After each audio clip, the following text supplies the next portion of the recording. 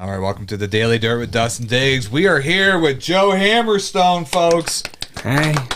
I'm gonna get this right. 2009 or 2010 48-hour Best Actor Award winner. 2012. 2012. But I was close. I aged a little bit. Also, Shemaine Barbati is here and Shane Foster. And we're going to talk about acting today. And we're going to just kind of dive into Joe Hammerstone's career, which, I mean, it's very impressive. We can pull up the IMDb page right here. I mean, just look at these credits, folks. I mean, any filmmaker in St. Louis has made a film has probably know or has worked with Joe Hammerstone. Let's just be honest here. Look, I mean, over 200 IMDb credits, a local actor here in St. Louis. In my opinion, one of the best. So I don't mean to blow a bunch of smoke up your ass, but definitely. And the cool thing with me and Joe is we actually met in high school, and then I think his first acting thing, we worked on a show called Suburban Times that was on public access back in 2002, which was a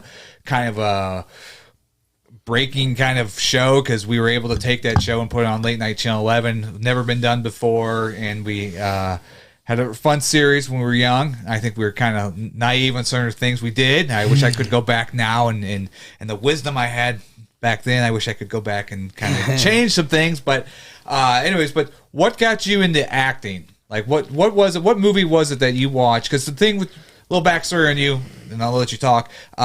You worked at the theater.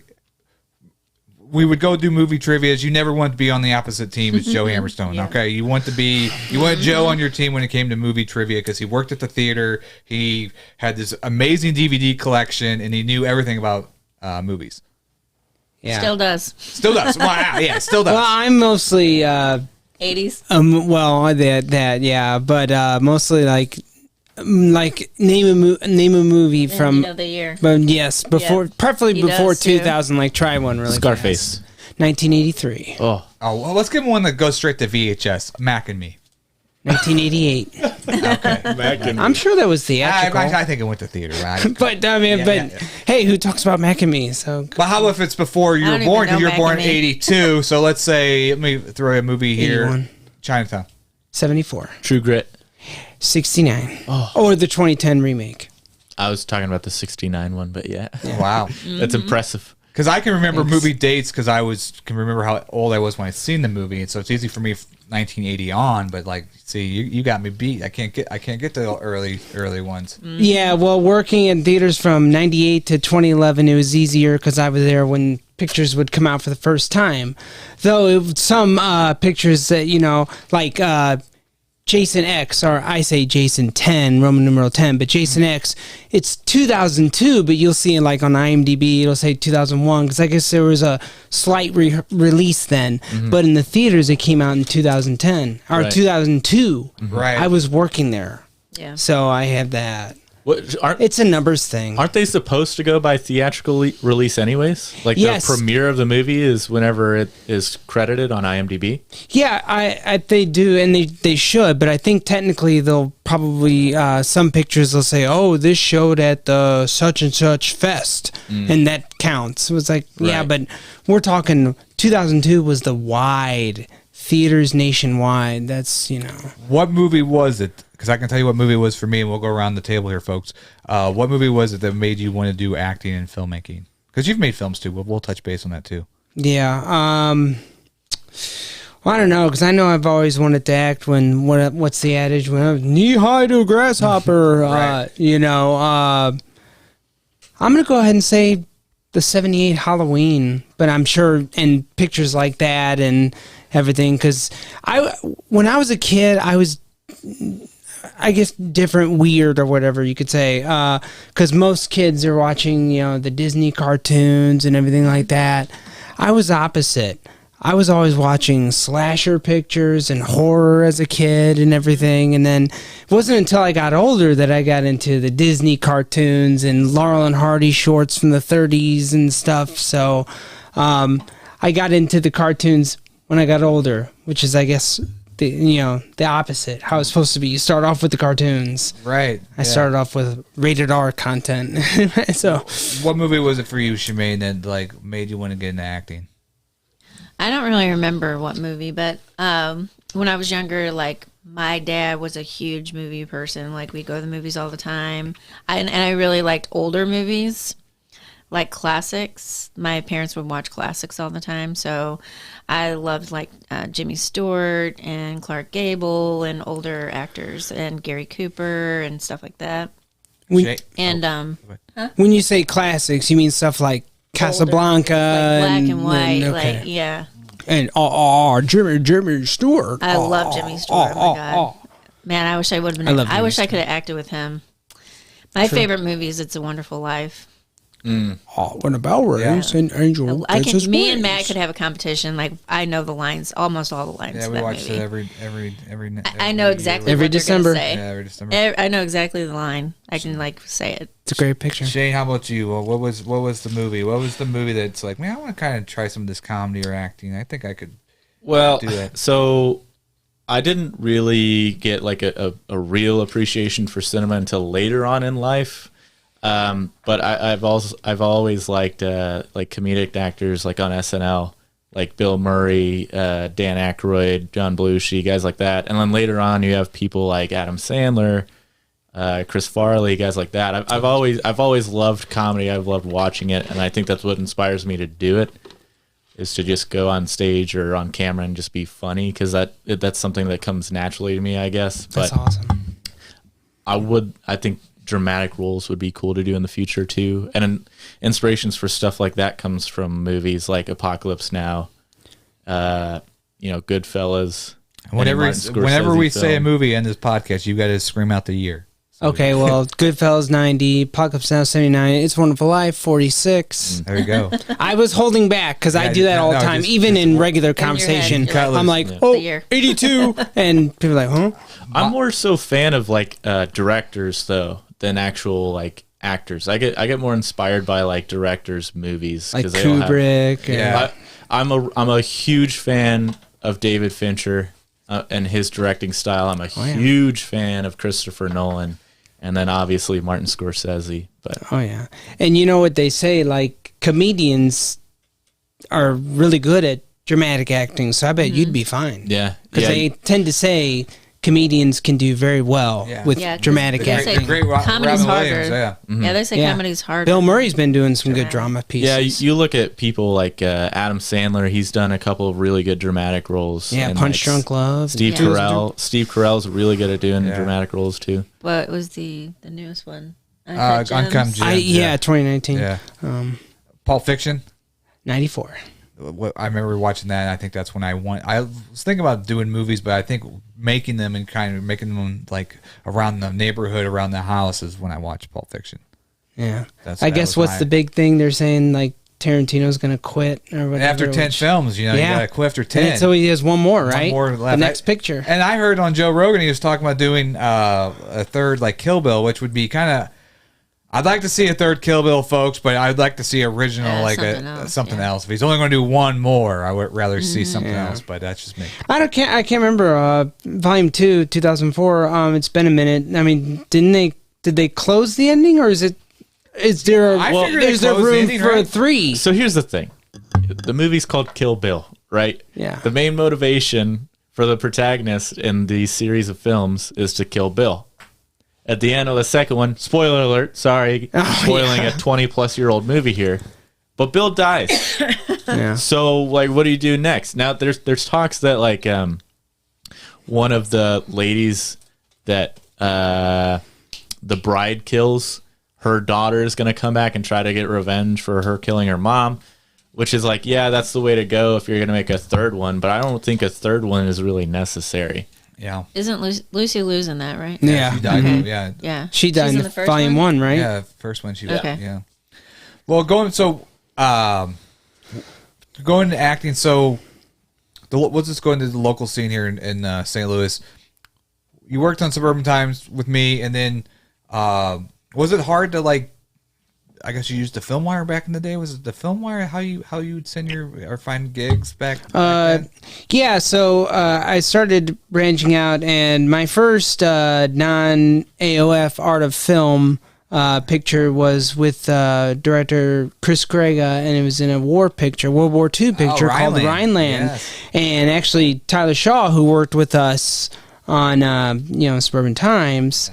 He helped me get a part. I guess Chris, the director, was needing people, and so that. And then pretty much 2006 is for me when it really branched out and doing other stuff. Now 2006 came every yesterday, but I don't know which outlets were around then. If it was like the FilmWire or STLauditions.com, probably wasn't around then.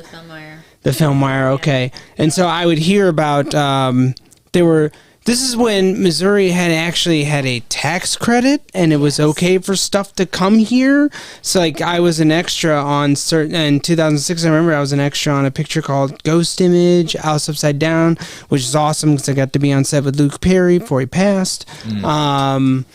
So they were paying, and they were good experiences for me to being on more of sets with multiple personnel versus like our stuff was always like 5 to 10 it was total guerrilla filming. Let's get this shot. I'm doing the sound and lighting, but when you work on a big set like that, you guys see how like the machine really works. Yeah, the PAs and everything. Yeah, they have wardrobe people and stuff, and it's definitely experience to work on the film like that. Shmei was in the film. I think you're in this film too. It's Say Goodnight, but it wasn't Say Goodnight. Cantina Bar Tales. She acted with Aaron Paul. Talk about that experience. Well, I think it was Cantina Bar Tales, and then it became Say Goodnight. Yeah, because what happened, like for the role I played, there was a few of us. We were playing college student actors, and we were performing the story like the main, like the crux of the lead actor. One of the leads would be in the bar telling the story of the Cantina Bar Tales, and it would get cut to us acting out those scenes like Kenneth and Farmer and the Knight and the Kings and everything. And that was when it was Cantina Bar Tales, and I guess for whatever reason they changed things around. Our stuff got cut, and they changed it to Say Goodnight. Yeah. And like yours and Jackson Stanford, he was an extra in that, and you got your guys and Matt. It's right. I was a bartender. I handed Aaron Paul a drink. Yeah, and actually the director is from St. Louis, apparently. Yeah. He was awesome. By the way, he sent me the deleted scenes, so I have those, and that was very awesome. David Van Almen or something like that. Right. You guys all worked with Aaron Paul? Yeah. Well, I mean, not for me because I was in a separate, but these guys, I mean, I was there. He was like, "Hey, what's up, man? What's going on? How's St. Louis?" And I maybe said 3 things to him. Oh, I mean, this was before Breaking Bad. This is 2008. So I knew he was in some kind of teen movie before that, so I recognized him from some kind of teen movie. Oh, I thought he was like the Dell guy. Was he or no? He was. Or is that something else? He was in the some computer Dell guy. Yeah.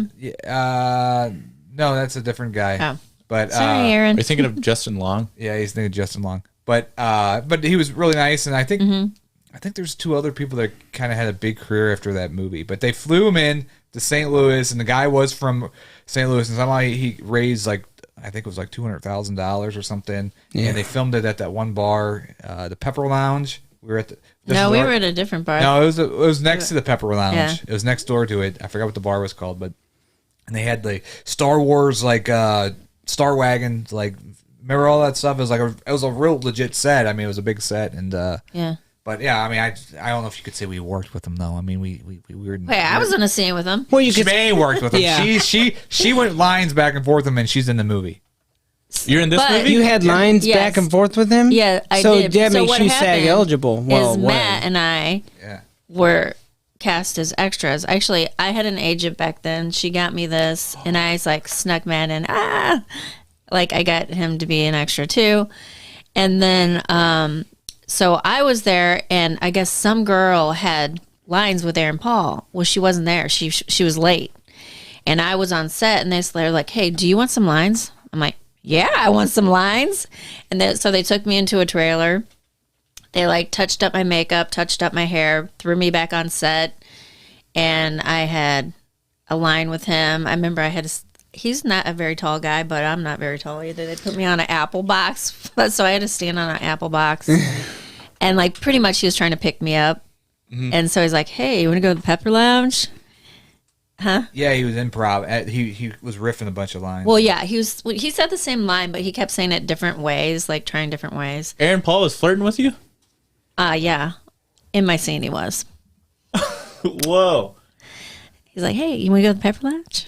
Yeah, so you would have been automatically And SAG and I'm eligible. like, I'd rather be dead in a ditch than go to Pepper Lounge with you. But the story has a sad ending. Go ahead and tell him the sad ending. So the bad part don't is spoil it. I kind of want to whoever. watch it now. No, it's not has behind the scenes. Okay. So whoever this girl was that showed up late and did not get to be in the scene, she was credited instead of me. So Yeah. her name's not even in the credits. Yeah. But you were in the movie? Yes. So you were in the scene, but she was credited instead She's of you. credited instead of me. Wow. It might have been probably because they would have had to pay you like way more. I'm not going to ask if you got paid or not, but they probably would have had to pay you way more because you had a speaking line. Ooh, Yeah. that really makes me mad then. She you got know, my pay? Because you were considered a bit player at that point versus an extra. Ugh. Yeah. Was Carly Pope there? Isn't she the lead actress? No, it was just all the guys at the bar. When Oh, we were okay. there. Yeah, it was like a kind of a guy scene. Gotcha. But so then you're working on those and just so I guess my thing is like I can remember the first time I worked outside of my own like comfort level where I would work on somebody else's set where I had no control of editing because the great thing when I start acting, if I had a bad take, I can just go back and redo it, or I'll pick my best take because I'm editing my own footage. Right. So first time I had to act like on Drew Kacher's like movie or something like that. I was real nervous because I was like, "Fuck! If I fuck up here, it's going to be in the thing." And then was it nerve wracking for you though to kind of because we were all tight friends, we would hang out all the time to kind of go out and do like a first time like with a local filmmaker. I don't think so. I mean, because I guess I just would always assume that they would pick the best, and I guess even sometimes maybe not my best take would be your best take, and I guess it would depend on the scene or whoever's more in charge, so to speak. Yeah. So that's kind of why you know how you watch things and you see so many outtakes and stuff, and as fun as they would be, I tend to not want to get involved with outtakes because this happened to me one time. I was doing a scene, the 2008 picture called Jealousy, and I felt like I was doing it was probably my greatest take. I mean, probably did get some tears, and then the guy playing the doctor did an outtake thing, and I'm like, inside I was not happy because that's probably my best take, and you did an outtake. So I would hate to do that to somebody else. For me to have fun and be goofy and do an outtake, I'm ruining somebody else's best take. Right. Yeah. Because it happened to me, and I would not want that, which is a shame because I'll be on set many times and people will be doing outtakes and stuff like that just for fun. Oh yeah, just having fun. But I would be careful and not do it because if I'm doing the same with you and I've Matt shooting, I'm like, I got this great line. Everybody's gonna laugh, but you're getting highly emotional. It'd be funny, but I probably would. What if I screwed up your best take? I'd feel like an ultimate heel. That would be unprofessional, right? Like you can't be messing up the scene if it's a really dramatic, really emotionally intense scene, right? Right, yes, but I guess sometimes you can't help it. There was something that would be really funny, and they would be great for the outtakes. Maybe if it's been a long day and you shot the same scene like 100 times, then it would be okay. But man, if you're there in the moment and you're really feeling it, and some guy messes up, you'd pull like what's that guy's name? You'd pull a Christian Bale on him and start yelling at the lighting guy. Yeah, I didn't do that, but I knew inside I was like, oh man, I think I wasn't like pissed, but I was like, I was bummed because I was like, that might have been my best take, and then I'd be cutting room floor now. Yeah. Well, I don't know what the process is for you guys, but for me, like when I do a scene, I have nerves at the beginning, so it's get into that energy or whatever, and it takes me about a couple takes to get like in the character, get it good. Sure. And so once I'm warmed up, though, I'd be the same way. Is it like that for you? Do you feel like your first take, your second take? We'll go around the table and talk here. I'm like with you. I want to get in a few takes before I'm really in the flow, in the zone, and I mean, I guess maybe every once in a while you can hit it like that, but I kind of like, and this. I know this is kind of a sidebar, but this is why. All respect to theater actors. Yeah. I wouldn't touch theater acting with a 10-foot pole. I don't like doing live. I like to be able to make, because I'm not perfect. I make mistakes all the time. Yeah. I like being able to go redo it. Right. But I understand with theater, that's part of the thrill is to mess up and then you have to bounce back and improv and I guess another awesome thing with theater is you're going to hear right then and there if you're funny, the laughs and the clap, the applause. Yeah. You don't get that with what we do because it gets put together and edited and time goes by. You have to look at reviews and maybe people bashing you on comments. Right. So we don't get that. So all respect to the theater actors, that's one thing I would say would be a positive is you're going to get right. If you're funny, you're going to hear the laughs right then and there. That's got to feel awesome. Yeah. Yeah. So I just wouldn't want to go there. I'm also a person, I like to get the blocking out and I like to kind of run through it. I know Shemaine's the same way. How many times do you like to do the rehearsal before you shoot? Some people like to be like, oh no, we'll just go with the flow here. We'll just wing it or whatever. And you really, when you get to the higher levels of like film, with the lighting and the sound guy, you can't kind of like just wing stuff. I mean, you can riff a couple lines here and there or whatever, but you know what I'm saying? Like, talk about that, Shemaine. Well, if there's a lot of movement or a lot of props involved, I do like to do my blocking first, so I know where I'm going, sure, where my end point is. But if it's just like me and you sitting on the couch or whatever, then I don't mind like going right into it. Like, I don't need to rehearse a bunch of times. Like, blocking wise, because there's not much movement. Right? If you're not moving, then maybe somebody takes a drink. Just maybe a run through or whatever. But do you like to run through with the actor before the scene, or just because I know you gotta do that. Honestly, sometimes I do, sometimes I don't. It depends, like honestly, my nerve level, how nervous I am. Because if I'm like really nervous, I just want to just do it. Because like the build up makes me more nervous, if that makes any sense. So I just really like just start filming it, and hopefully it's good, and you can get more takes in or whatever. Is it like? I'm sorry. Is it like when you're giving a speech? Yeah. And you get more self-conscious the longer it's like you're on stage. The longer you have to wait. Mm-hmm. I just want to do it. Yeah. Like if I'm real nervous, like not if like with us or whatever, but if I'm working with people that I don't know, like I don't know the other actors, I don't know the director, I'm new to whatever. Sure. I'm like super nervous, obviously, because I'm not comfortable with these people yet. I don't know them. Quit calling. Who is that? I don't know who it is. They want to zoom. You want to zoom in? Yeah, they want to call in. Here, let me help. You just click the side button. Unlock it real quick. Caller number 5. So, you have any questions? Yeah, we need questions. Any questions? But yeah, I'd rather like jump right into it and just like start. If I'm really nervous, Yeah. Just start going through the scene and filming it, and then hopefully, if that take wasn't good, then hopefully you get another take. But I've worked obviously with a few people. You only get one take, so it better be good. Well. Now, for me, I like to do a rehearse before, because here's the thing: I'm when it comes to, there's no ego when it comes to me with the acting, because if it's whose scene it is, if it's this person's scene, they're trying to tell this about the story, what's going on. It's like I want to know how I can help them assist, or I want to know where they're going with certain things, so I can kind of like feed them some good lines or set them up for whatever reactions they need to get.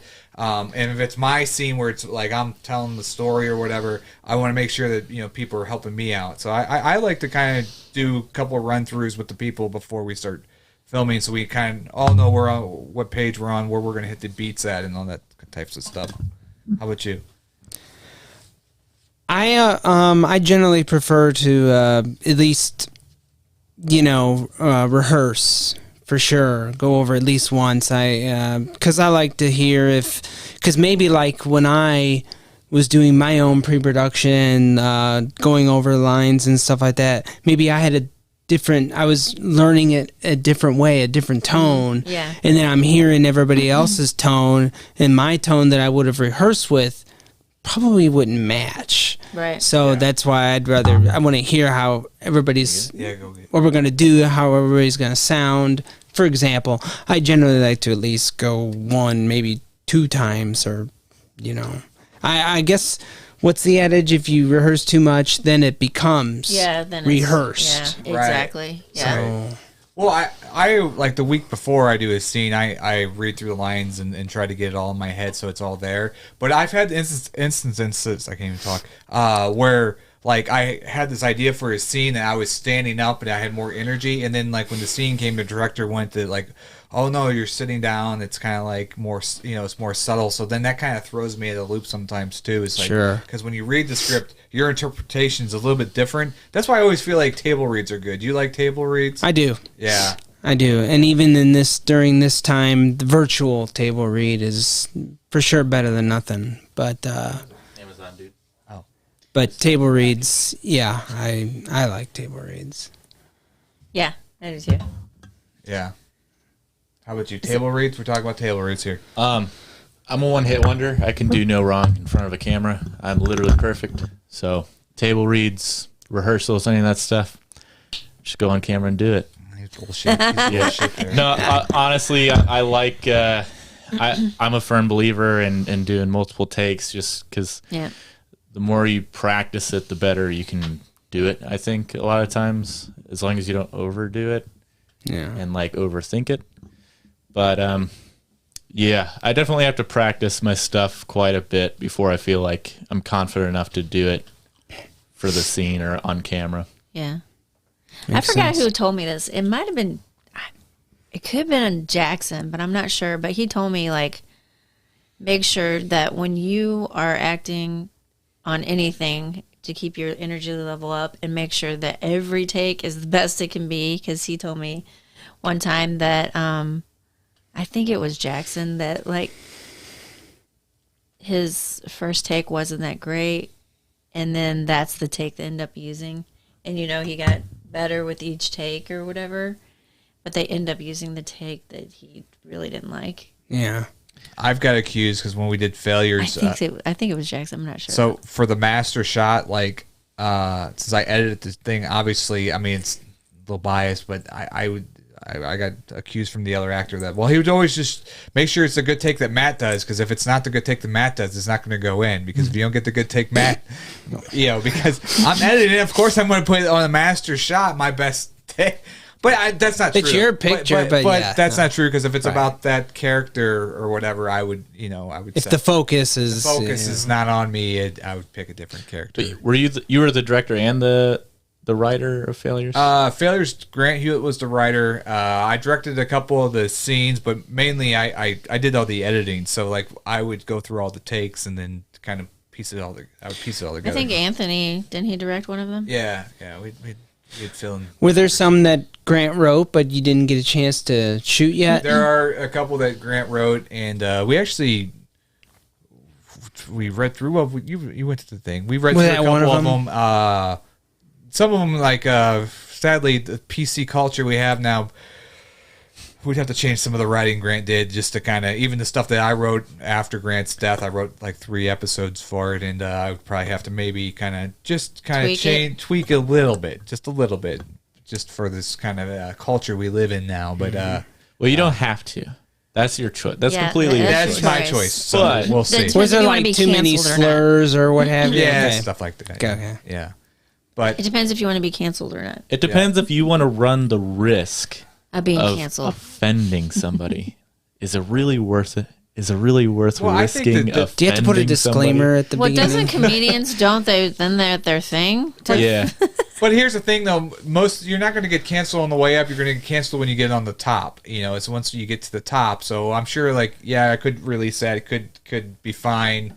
But if, you got to a certain point that, I don't know. I feel like sometimes they try to sabotage certain people with bringing up skeletons in their closet. Yeah, 10 years from now, you're going to have to apologize for it. Yeah.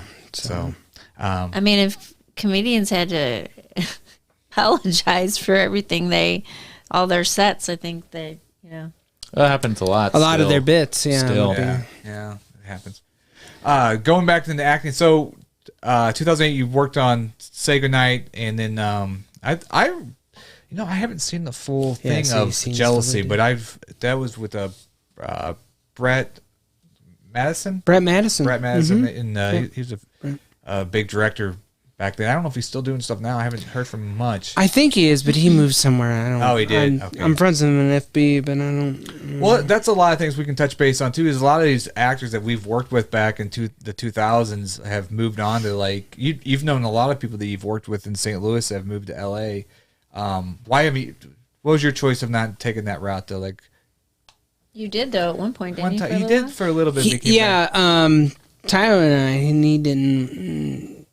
I was gonna stay with it, but I know he was like, he really didn't want to work on that. I think then in 2004, it was the idea that you had to work on soaps for a year to get into, after or whatever, and then could help you get into SAG. Well, it's a whole different thing back then because there wasn't the YouTube channels or YouTube. I mean, there wasn't online media or anything. Yeah. Right. No TikTok. No. Right. Yeah. So he decided he was just going to come back. I'm like, I'm going to make you come back by yourself. We had 2 different cars. So it's like, and plus I really didn't know that I was ready to be there by myself too. So we just came back. And so, I think it was awesome because like you mentioned, the award and different things have happened. So what year was since. that? What year did you live out there for briefly? It was a week or less in 2004. Oh, 2004. Okay. Because then when we came back, that's kind of when you started getting into the mix. Okay. But you've known a lot of people that made that jump that you've worked with, and we can kind of touch base on certain people that I know that you just said about Brett that he moved on. Yeah. And so there's a lot of like filmmakers that I've met that have like went out to LA. I mean, I don't know what's ever happened with them, but so a lot of people have moved on and actors that you've worked with have gone out there. Right? Yes. Yeah. There's been some, definitely. But for me, I have to have, the money needs to be right, of course, and because like living in LA, it's expensive. Yeah, it's like maybe it was okay for me to decide to want to do it in 2004, but now in hindsight, I'm like, I can't do it today. There's no way. Right. I mean, the money. It's really just the price of saving living up. there. And I'm sure New York and probably, Chicago. See, I don't want to do the cold winter. Yeah. Like the windy city. Windy city. Yeah. Keep me away from the windy city. But back then, it was like the thing was you had to go out to LA. Now it's like you got Atlanta, you got Vancouver, you got all these different places where people are I think New Orleans too. A lot of people film there too. And so it's kind of building up. So it's not the thing to go to LA anymore. There's other places where you can go to kind of get into acting and get into entertainment. I feel like the hub is still LA though. Like all the casting agents and all that still reside there. But I know quite a few people who have made the jump to Atlanta in the past couple of years because MCU's there, Disney. It's like it's like a head in HQ, so to speak. So we should all move to Atlanta then. I'm down. I can't. It's warmer. I can't. East Coast, hurricanes. Nope. Yeah, Georgia's in the middle. What do you mean? No. Well, they get crazy winds. They probably still have to evacuate. Well, my thing, we got tornadoes. Like to be an actor, like I think it's be neat to do like commercials and stuff. That's fun and all, but like really, what I always want to when we were kids is like get into the characters, and so it's cool to be an extra to get that experience. But like if you moved out to LA, let's say you were like working commercials or background for like 5 years, well then you're not really acting and playing characters. I mean, that's why we all want to be actors, right? We want to play characters. I mean, because you can make a living as an extra out there. Yeah. But it would just be getting a paycheck. It's not fulfilling, though. Yeah. Right. But so the choice for you to stay here in St. Louis, you get the opportunity of being a feature, a lead on these great up-and-coming filmmakers and being able to play characters and do kind of character stuff. So, I mean, that's right. So it's, I actually called one time. I seriously found a number, and it was an agent from LA. I was younger, and I was just asking him questions, And he actually told me that I should stay where I was at. He told me it's better to be a small fish or a big fish in a small pond. Yeah. You know? Mm-hmm.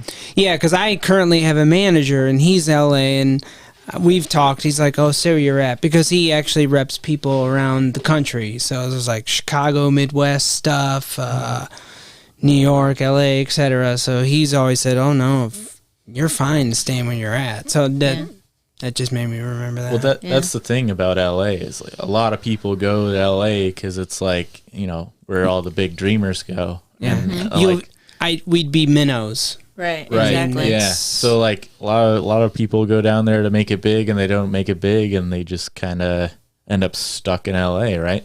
Yeah. It's kind of like how a vicious cycle of talent going out to LA, and it's such a big city for talent musically and like movies and TV shows and all that stuff. But because there's just so much people out there, the likelihood of you getting a decent role is slim. Slim to none. Yeah. A lot of competition. Because like you just said, I mean, I've had awesome parts that I feel are awesome, and I wouldn't have had those. What would you say was your West Coast? What would you say was your favorite like part you ever did?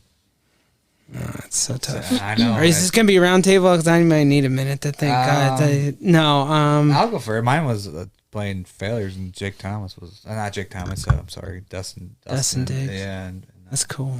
Was my, and I based that off of drunks that I would watch at the bar. I'm really looking forward to being in Failures in some way. Yeah, I'm really excited about that project. But Shemaine, what was your favorite part you ever did? The one where you beat the shit out of me? Was that the one? Which one was that? I don't know. I'm just kidding. Oh God, I don't know. I'm like Joe. I'd have to think about it. Okay, if I just have to just Yeah. blatantly just say one real quick. Because of me being such a huge Halloween series fan, and Donald Pleasance being one of my favorite actors, of course, I would say the best actors are like, you know, De Niro, Pacino, James Woods, Hoffman. But I like tons of actors and stuff.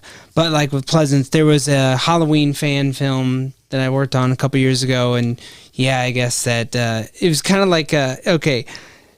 So I got to play Dr. Loomis's grandson. So it wasn't being Loomis, but I was being Pleasance, but I was Dr. Loomis's grandson. But it was so fun. And like when I told the director when I seen the final cut, oh, I nerded out because you have the Halloween theme playing. You got my name on the screen during the doot doot doot doot. Oh, I nerded out completely. So that would be one that role I but plus it would come with a huge territory. It's like I'm not trying to outdo Pleasance, of course not. I couldn't even be half as good as he was on his worst day. So there's like, you know, ginormous shoes to fill or whatever, so there's no way. So that would be difficult, you know, if you did something like one of your favorite actors and you did that role in something. It's like, well, this guy, of course, they're doing it way better than me. And so that was, even though it might be one of my favorite roles, obviously I knew I had somebody that was going to own me on it, and it makes sense because Pleasance is awesome. Right. And a lot of people, some people don't like the Halloween pictures after the loss of the character Loomis. But yeah, I nerded out. It was a lot of fun. What was your do you got one, Shemaine? Did you say one? Yeah. Well, mine wasn't a film, though. I just thought of one, and it was a play. And it was Lost in Yonkers, and I got to play the grandma, the like German grandma. I think that was my favorite. You got one? I got one and a question. Sure. If you mind me, do you mind me asking a question real quick? Yeah, sure. Go ahead. Okay. Depends. Well, my biggest role, I guess, and I don't do that much acting, but I guess my biggest role currently is being on Local Ambition. But my most well-known roles are probably from STL Live. But I have a question for all you guys. What's like the biggest project you've ever been a part of? Mine was, I just worked on Scramble, which was going to be out this fall. There's a pilot for Prime, and then I played a small part, but it was with 3 cameras. They had wardrobe people, a great director, experienced director from LA, and it's kind of it's like the biggest film I worked on. But I guess the biggest film I would have worked on is something like I was an extra in Up in the Air, the George Clooney picture, 2009. But I guess locally, I would say I have a lead in a web series, and I guess I'm basically there every shoot date. So it's called Humanity's End. That's I guess most involving. But I know back in the day, the 2002 era. I mean, I came in episode 3. And I think from then, I was probably there the majority of the time, I guess, right? Even if I wasn't, like J-Dub, the character J-W didn't have a scene, I remember I helped shoot some scenes. I mean, from back then, I mean, the view count that we got when we were on Channel 11, I think it was like 150,000 people watched some of those episodes. And it sucks because it wasn't the greatest technical storytelling thing we did, but it's just back then there wasn't YouTube or any of that stuff, and it was crazy. I don't think I've ever even came close to that with view counts, honestly. Yeah. It's kind of like what you were saying earlier. It's like, I remember, and we've had this talk before, we felt like local celebrities, or at least in this county, because I'd be at work and be like, hey, you're on that show. And you're right. That's never happened with doing this podcast or all this stuff, because it's so oversaturated now with everything with Facebook. I never got recognized like I did back then. It was weird. Yeah, you're right. Yeah, because we were on, what was it? What did you call that TV? I forget, 2 in the morning. Public access. Public access. But it would air 4 or 5 times a day. It would be nonstop. And people would see it. And I couldn't help. I'm not trying to be a narcissist, but I sort of felt like a local celebrity kind of, because I would just get... Because for me, I feel like if I made it, I'd be, hey, you're that guy from that thing. That means I made it. It means you saw the work. You may not know the name or even remember the title, but you saw the work. You recognize that face, too. Yeah. Right. I feel like that's when I've made it. If I get, you're that guy from that thing. Yeah. That's it. I got a question, switching gears. So prepping for a role, for me, it's getting the wardrobe. When I get the wardrobe on and kind of find the different... Because I can't wear my normal clothes and act. I have to have some kind of wardrobe or something I normally don't wear. I like to put on. And that way I kind of feel different. I can kind of, play or whatever. And is that for you, is finding the wardrobe good for you to find that character? Or how do you find your characters when you have a big role?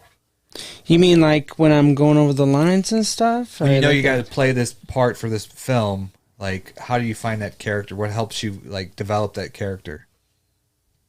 I mean, and for me, not really wardrobe or anything, but I don't know, I'm just going over the lines and stuff and trying to... Because it seems like with a lot of parts I do, if I insert Joe Hammerstone, it works for the character. Every now and then I've had to do upcoming I have to play a junkie, so I've never done drugs or anything. But so that's going to be acting, obviously. So you watch movies like Spun and different movies like that to kind of get motivation, Basketball Diaries to kind of figure out the addiction, or do you think of somebody from your high school or something, or somebody? No, that makes a lot of sense. I'm sure I would look at examples like what I want to do. I know, it's not.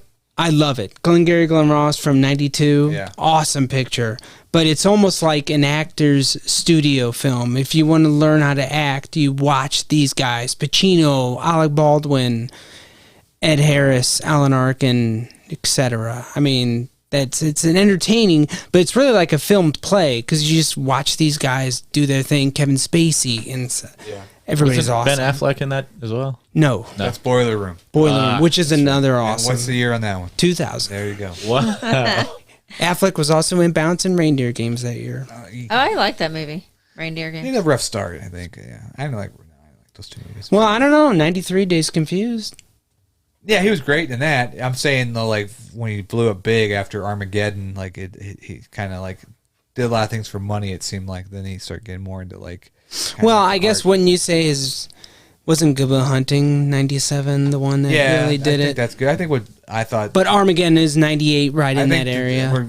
The Town was where I was like, okay, he's a good actor. Like, The Town was the shit. Yeah. Like, he was the shit in The Town. Yeah. I actually haven't seen that. Yeah. With Ben Affleck, I feel like a lot of his work is hit or miss. Like, Yeah. it either really hits and it's like Oscar-worthy performances, or they're just like, it was okay. It matters if he's dating J-Lo or not. When he's dating J-Lo, it's bad. When Well, he's not back to dating her. Yeah. So. So, He is? Yeah. Yeah, they're back together. Are you serious? Yeah. Have you guys seen that recent movie that came out called The Way Out No. with Ben Affleck in it? Oh, Oh, no, yeah, no, where he no, I plays an haven't. alcoholic. it's Yeah. such a good movie. Yeah, it's a good it's a really good movie. And it's Jeez. directed by that guy that did the movie Warrior Yeah. with Tom Hardy and Joel Edgerton. Yeah, it's a good one. So I guess there have been 3 Ben and Jens, right? Aniston, Garner, Lopez. Easy to remember, I guess. Yeah. Especially in the He moment. likes Hey, the Jen. name I guess. It's easy.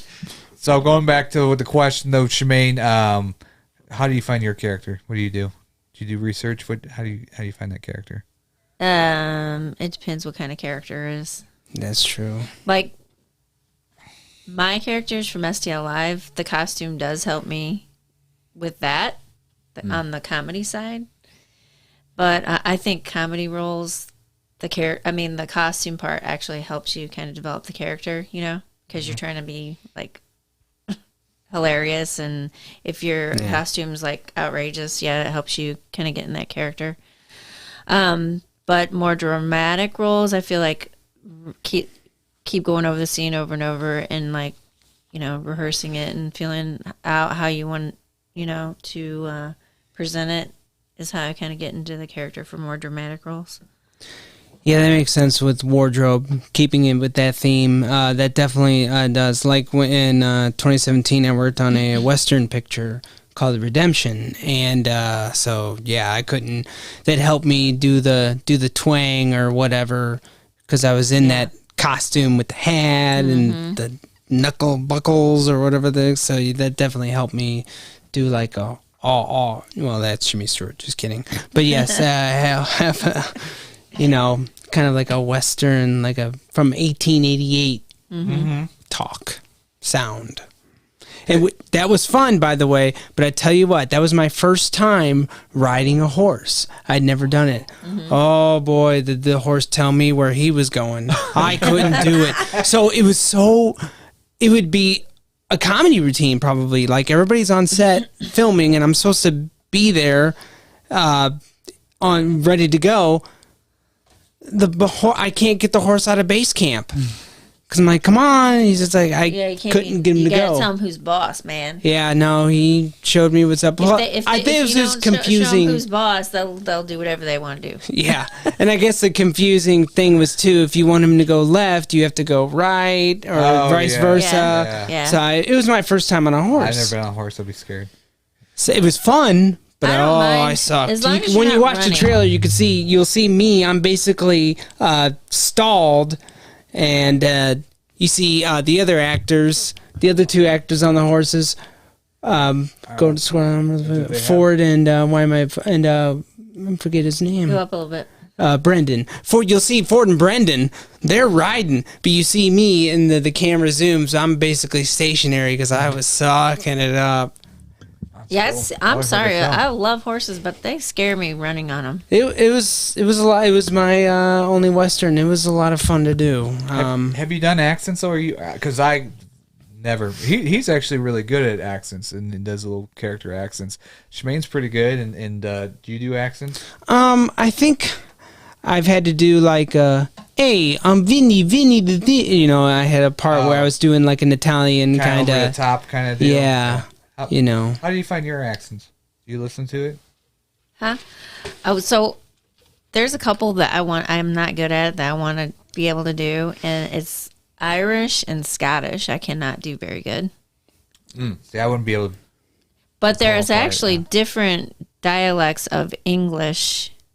There's different types, like- which I don't know all of them. Like bloke.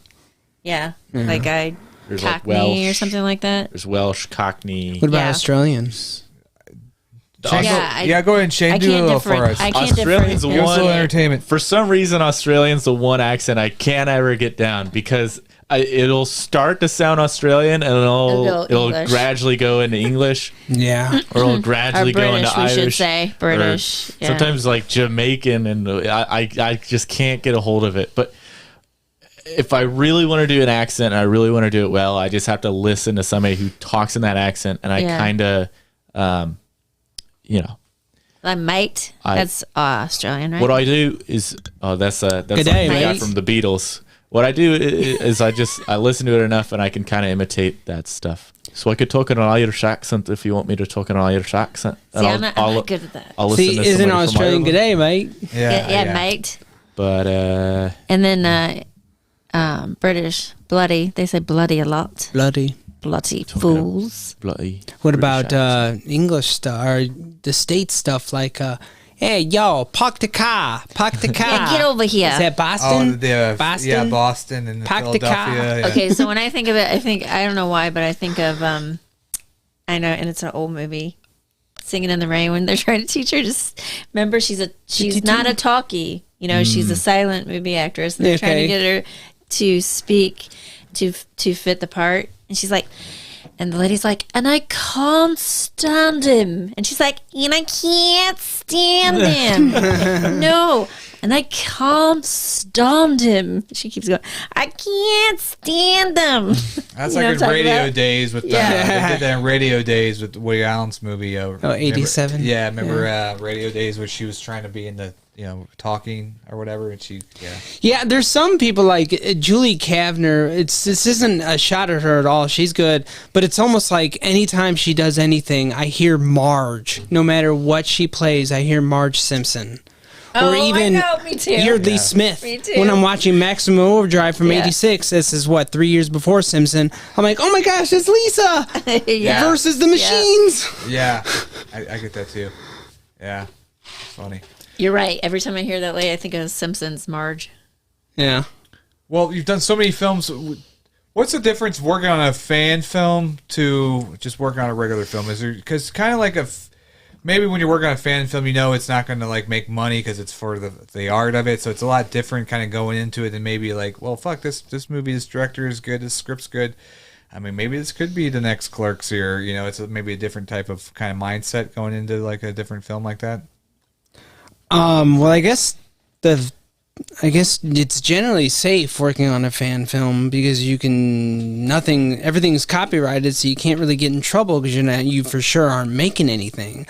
Like I've done a few. I had a scene in a Superman fan film, Batman fan film, Dark Knight Rises, and like I said, Halloween, and I've done some others. I guess I was about to say if Hunger wouldn't have been a fan film because that was pre-Walking Dead. It wouldn't have been like an unofficial fan film that I know. Because did you do the Hunger? Briefly, and then it ended. Well, speaking of her, talking about her like she's not here. Yeah. Speaking of you, I guarantee you, Drew's probably wrote you some awesome parts. Oh yeah. So because you were trying to think of especially the one roles. right now. I like the When Night Comes. Yes, so I like anything to do with like fantasy, like witchcraft and that kind of stuff. I love Harry Potter. Sorry, I'm a dork. So, what do you guys look for when you're deciding like what roles to take? Like, do you look at the script first or the character bio? They look at that check. Like, what is the first thing you look at when you're deciding what roles you pick up and what roles you decide not to do? I guess I'm sort of like, I feel like I'm coining myself as like a Michael Caine. I'll do almost anything. I mean, he would. I mean, of course, they were saying, oh, you worked on Jaws of Revenge and you didn't get your Oscar or whatever. I'm the only person that loves Jaws of Revenge, so I don't care. 4 stars. Love it. Was that the 3D one? No, that's Jaws 3. Oh, Jaws of Revenge is where they're in the Bahamas. Or Jamaica, somewhere. I love it. I like roles with challenges. I like a challenge. I look and do the research on the person directing it, making sure that things like going to get done and get out there. Because the worst thing, I'm sure we all can talk about this at the table, is you worked on stuff and I'm guilty of it, that Never sees the light of day. Oh, I'm the worst at that. Yeah, how many of those actually? I have a few of those too. It's really frustrating that you put your heart and soul into it and you never see the light of day of it. Yeah. Yeah, I know you. I probably can think of a picture, but we won't. Yeah, it's really frustrating. Oh, that one, yes. Yeah. For me, that one. Yep. I try to look at the script first. If the script looks solid enough, I'll play whatever character is in it, or almost any character that's in it. But the script to me is a good indicator of the quality of what is going to be made, unless you have like a really bad editor or a really bad director or really bad actors. But I think the writing is the foundation for a good piece of film. Yeah. I agree. Yeah. Yeah. Yeah, I guess this is another off topic, but I guess I was thinking as a question. Like, I think I have types. So I want to say if anybody has any, like if you have types, like for example, I often play a cop. Or I know this isn't a narcissist, not being a narcissist, but I know I can nail a creeper like no other. I can do that. You play a creeper in sneakers. Yeah. I good old boy. I can do good old boy. So there's those are definitely I get a lot of cop roles, but I can nail creeper, which is probably not a good thing. It's probably the girls that fuck F that guy. Biggest deal breaker.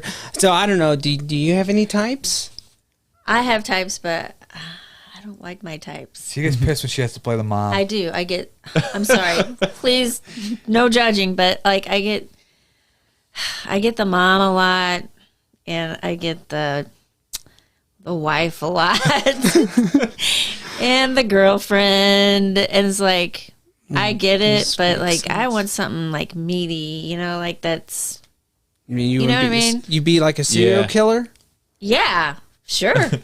You want to play an interesting character. Yes, you don't just want to be the mom. Like somebody. Oh, this is my girlfriend. Mm-hmm. I don't know, like, and I do it happily. Mm-hmm. Just to be a part of something. Mm-hmm. But it does get kind of old all the time. So it sounds like you'd like to play a villain. Oh, I love villains. Like people ask. Cool. Sometimes on things, would you rather be like even Kevin? I think asked me, would you rather when I first auditioned for Local Ambition. What kind of character do you see yourself? Would you like a villain or like a nice? I'm like villain. Well, I said either one, but I do like playing villains. I really like to play dumb people. I think it's really easy for me to fit into those roles. I just don't see it, man. It's such a stretch. For you. Any like character that's like goofy or just not the smartest guy in the group. I just love those roles so much because I can like play it up as. You mean like an idiot or something? Yeah. I would like like some sort of savant or something. Like I could play that up all day and love it. Do you have types? Well, probably, yeah. I think I don't think I could play the Jake Thomas with the overweight kind of overage the middle-aged Jake Thomas. Middle-aged. I think some. How about your briding your? The Fall of the Three Kingdoms. What the hell? Yeah. Or Four Kingdoms. 4 Kingdoms. What's that? You're like have an up-and-coming son that you're trying to train or something.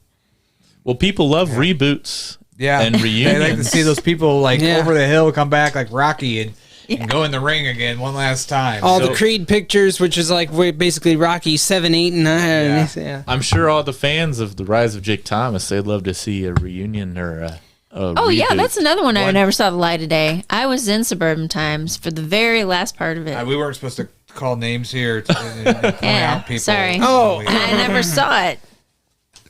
That was the first time I acted with Joe, too. This is true. I think we did a couple and Matt. Me and Joe's did a couple of things that probably I didn't get done. Matt wasn't even in it. Yeah. I wasn't in it. Well, there was the one thing that we did. What was it? The Hard Hitters of St. Charles. Maybe it finished. I never saw it. That's why it's not on them. Otherwise, it'd be there. What part of it? Yeah, Tyler fished. It's on there. Yeah, I'll show you. Yeah, it's on there. Really? Yeah. The one from 2003? Mm-hmm. Yes. Mm-hmm. I have it. Well, I'm getting a new one. It's good. Yeah. I wish Tyler were stuck to it, but go ahead. Sorry. No, go ahead. No, you're quite the other way. Well, the other thing I was gonna say is, I was gonna I could see you playing a record producer.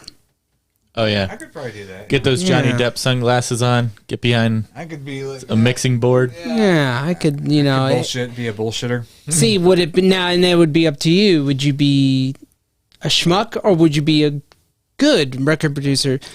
You probably have fun playing the schmuck, like you're trying to. I could play a low life schmuck, folks. Look at Shane's head over here. It's just bobbing. But I'd love to do something like that. Play kind of a sleaze bag because I've met my fair share of sleaze bags.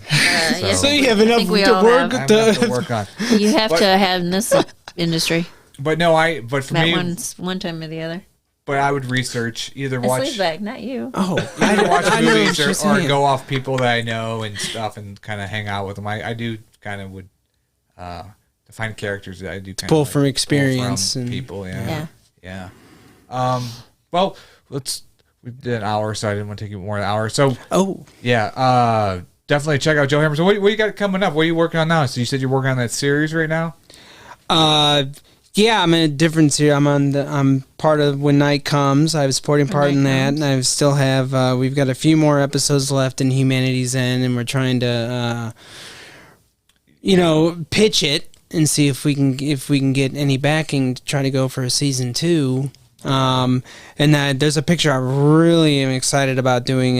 Chris Grega's next. Oh shit! Yeah. Oh, I mean, what's this one? Can't talk about it. I just say guys are trying to steal some dope. Let's just put it that way. Ooh, maybe back to his old amphetamine days.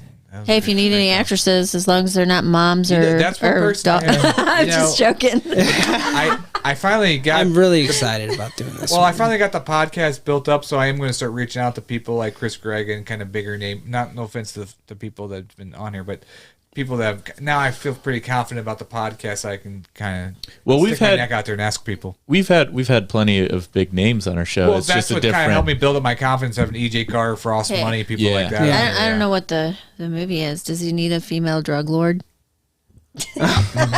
They're like, well, we had the idea for a mom, but we'll get him on the podcast, Shemaine, and you can kind of. Yeah, and like I was talking to the director of Humanities and Brent Gorsuch, and I said, hey, maybe I could see if Matt might be interested or whatever. That could help try to get more interest. Yeah, we had the Pact on, and you're in that. I saw you in clip. The who? The Pack. Oh, I love him. Oh, okay. I love Josh.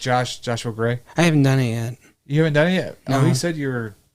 I'm supposed to be in it. Okay. I haven't because I think it's still going on, isn't it? I forgot what the name of my character is. It's a cat. Yeah, we're all in it. Cat. Yeah, we're all in it, but he hasn't so sweet. Give me anything yet, but he came over and I never met him, and he's like, oh, "I know you." That's awesome. That is awesome. It always feels good. That's what I was saying for me. It was from Fear Me. Fear Me. Yep. Which that was fun. I know you had Drew, and I think you've even talked about getting Drew again. Yeah, we had Drew on here. Well, and Kyle. Kyle, fuck, I always fuck his name up. Sorry, Kyle. If you're watching, I know I had his last name wrong on the podcast. But I mean, I've enjoyed the parts I've had with Matt. I'm not saying this because you're here. I mean, this is legit. And I always enjoy Drew roles, as does she. So. But no, this is not me buttering you up. It's serious. I liked playing JW, and Sneakers was fun. Yeah. Oh, yeah. Oh, we're going to do another film together. And even the one that Tyler helmed was a lot of fun. Like Don't turn around in my driveway. Yeah, we're going to do another film together. Knit family. It's been too long since me and Hammerstone were on the same screen together, so we'll have to do it. But that's no bullshit. It's like, seriously, I've liked the stuff I've done with you. Yeah, I've enjoyed it. So if you guys are doing another film together, what's the theme of the movie? Is it going to be like a comedy? I do have some comedy skits that we have, and I was thinking earlier with one with Jake that was here, then with Joe, and kind of using some St. Louis actors because for some of these things I got written out. Yes, go ahead. I could act. We can. I could act. Well, I use you guys too. So if you need a guy and you're looking, I'm just letting you know I'm available. Yeah. If you need a girl and you're looking, I'm available too. Give me your name. Pitch yourself, Shemaine. What you got going on? In this camera.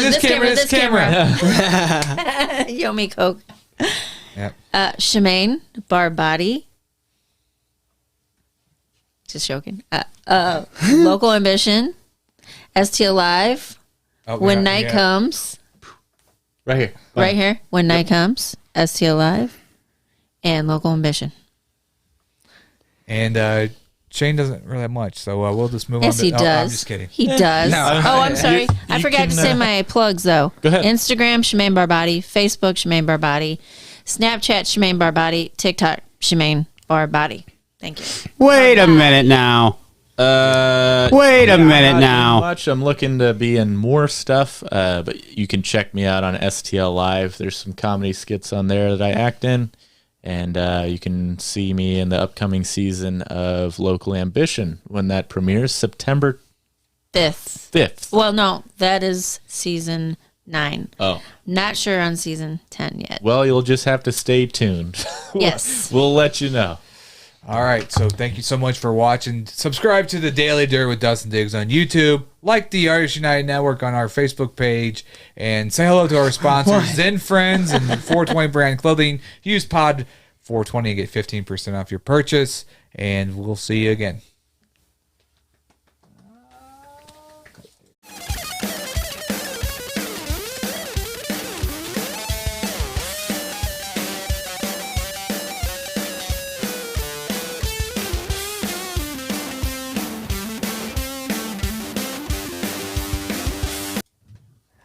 I have a Facebook page. Yeah, IMDb. I'm older in dirt. Yeah. got IMDb. Well, I did really quick. I do have a slasher picture that I wrote recently, so I'd like to get that going. But I'm a huge horror guy, so. But All right, there It's it obvious. is. Yay. Hey, Joe Hammerstone. Joe Hammerstone. and there's a YouTube channel. Okay.